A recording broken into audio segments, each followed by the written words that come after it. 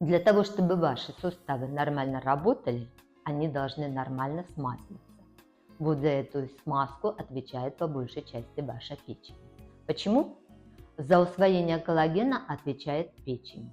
За усвоение и метаболизм гиалуроновой кислоты отвечает печень. За усвоение лецитина отвечает печень. Вот он ответ. Коллаген является структурной частью хряща. Гиалуроновая кислота, она держит жидкость синовиальную в определенной консистенции, как гель, а лецитин выступает непосредственно смазывающим элементом. Поэтому важно помочь печени. Добавляем гепатопротекторы, расторопшую или артишок.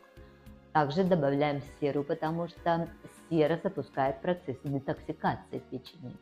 И третье – это добавляем лецитин. Он крайне важен для желчи, для печени, для суставов. Он отвечает за то, насколько скользкая ваша межсоставная жидкость. Улучшаете состояние печени и улучшится состояние ваших суставов. Больше информации в описании.